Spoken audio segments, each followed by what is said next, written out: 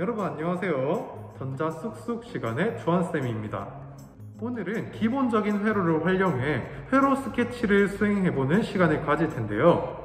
선생님과 함께 이 회로 스케치를 진행한다면 큰 어려움 없이 과제를 완료할 수 있을 겁니다. 자, 우선적으로 우리가 회로 스케치를 하는 이유에 대해서 한번 생각해 볼게요. 비유를 한번 먼저 들어보겠습니다.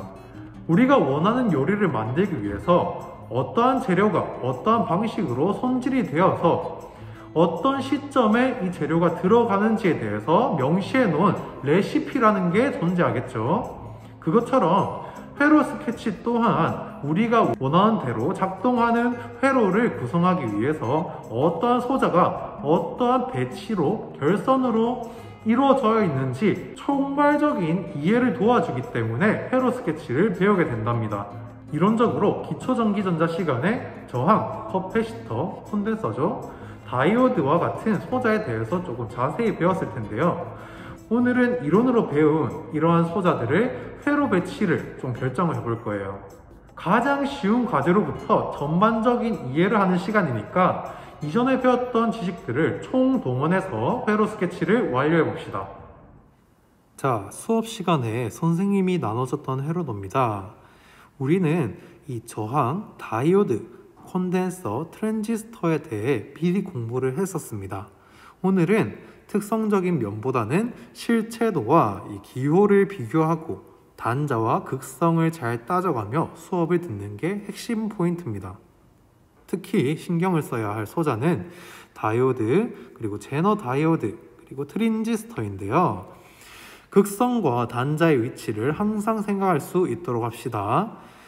다이오드의 경우 에노드와 캐소드, 즉 플러스와 마이너스의 위치에 대해서 잘 살펴보아야 합니다.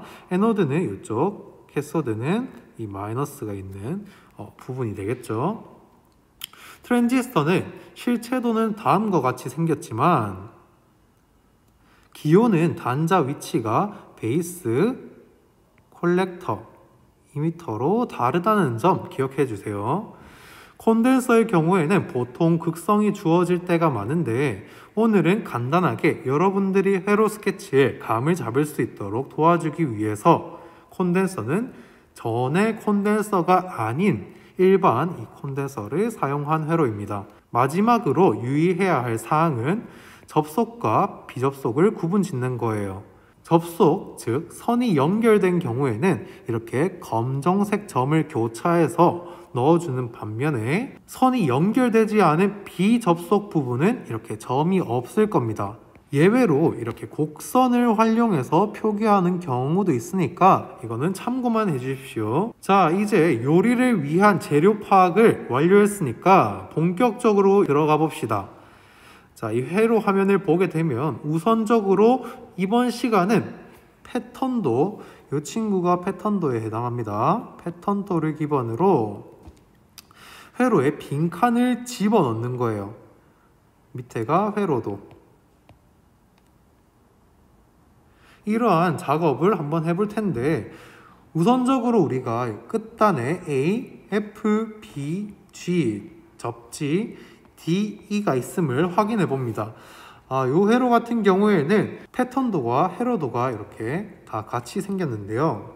이런 회로 같은 경우에는 끝단부터 차츰차츰 속으로 연결된 선들을 주의 있게 보게 되면은 문제없이 회로 스케치를 완료할 수 있습니다. 자, 우선적으로 A 단자부터 한번 출발해 보겠습니다.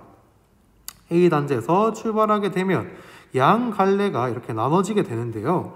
A 단자에서 출발했을 때 요 노드와 요 노드가 이렇게 연결이 되어 있는 걸 확인할 수 있습니다. 그렇게 되면은 이 네모칸에는 R10과 R11번이 이렇게 연결돼야 된다는 것을 우리가 한눈에 확인할 수 있죠. 그리고 R11과 연결된 선을 한번 살펴보면은 R11의 반대쪽 선과 R12번 그리고 다이오드 3번이 연결되어 있다는 것을 우리가 확인할 수 있습니다. 자, 그러면 R12번과 이쪽 칸에서는 뭐가 들어가야 될까요? 네, 그렇죠.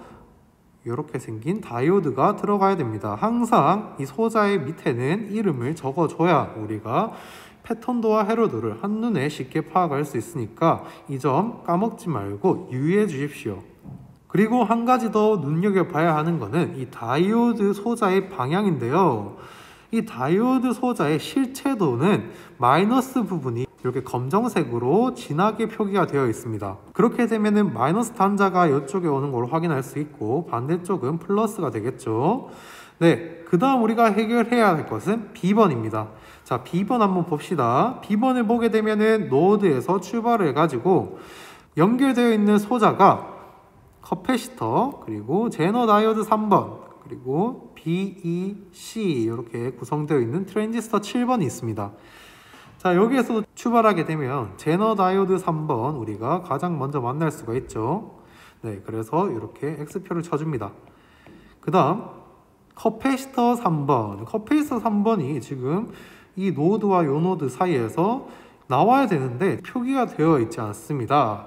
그런 경우에는 요 네모에 우리가 커패시터 3번이 들어갈 것을 추측할 수 있겠죠. 자, 그리고 나머지 한 친구 트랜지스터 7번입니다. 이 친구 같은 경우에는 단자를 우리가 눈여겨봐야 하는데 베이스, 콜렉터, 이미터 단자가 패턴도에 그려져 있는 반면에 실제 회로도는 베이스가 이쪽, 콜렉터가 위쪽, 그리고 NPN이기 때문에 이미터가 아래쪽으로 위치해야 한다는 걸 우리가 알 수가 있습니다. 자, 이 네모 박스에는 이 트랜지스터 7번이라는 이름이 들어가야겠죠. 이렇게 트랜지스터의 구성까지 모두 완료했습니다.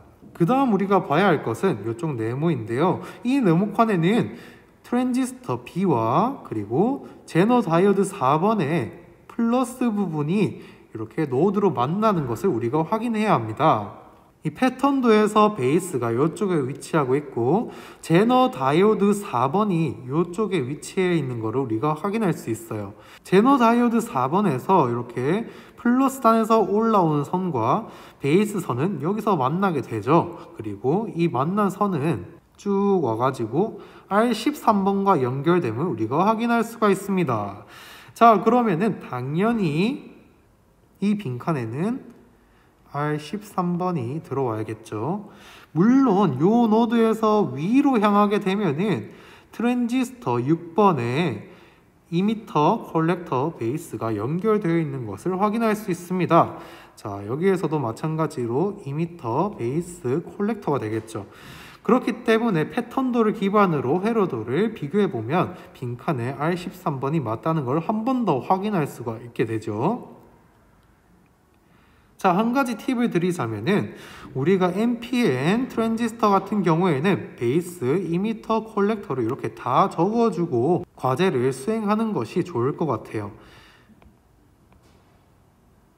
자, 이렇게 우리가 다 기입을 해주게 되면은 실체도와 비교를 했을 때 한눈에 확인을 할 수 있을 겁니다. 자, 그 다음은 우리는 D번에서 출발 한번 해볼게요. D번 노드와 연결되어 있는 친구들을 보게 되면 R2, C1이 있습니다. 실제 회로도에서도 R2와 이쪽 단자에 뭐가 들어가겠죠? 네, 보시는 것 같이 C1 커패시터가 들어와 줘야 된다는 거죠. 그 다음 아까 전에 선생님이 말한 것처럼 접속과 비접속을 구분 잘 지어야 하는데 보는 것과 같이 이렇게 노드로 표기되어 있는 것은 접속점입니다. 그리고 이쪽 부분은 접속이 되어 있을까요? 안 되어 있을까요? 네, 되어 있지 않습니다. 되어 있다면 검정색 점으로 이렇게 굵게 표시가 되어 있어야겠죠. 네, 다시 이렇게 지워주고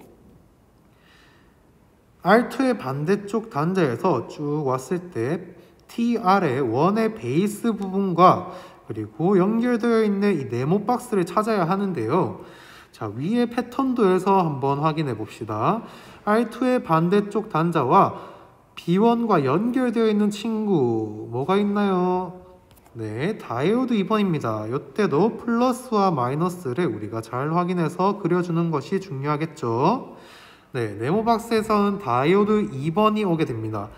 그 다음 이 점에서 한번 출발해 볼게요. 이 점에 출발하면은 R1을 거쳐서 R1의 반대쪽 단자에는 R3와 D1이 연결되어 있다는 것을 확인할 수 있습니다.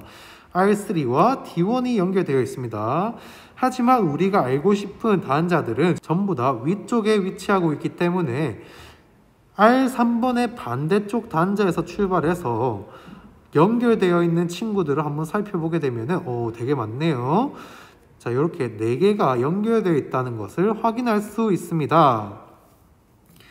자, 가장 먼저 나오는 친구가 R4번일 텐데 R4번이 이렇게 요 3가지 중에 한 개 포함하겠죠. 자, R4번의 위치를 알기 위해서 우리는 밑에 쭉 내려와서 트랜지스터 1번과 트랜지스터 2번 한번 살펴볼 필요가 있습니다.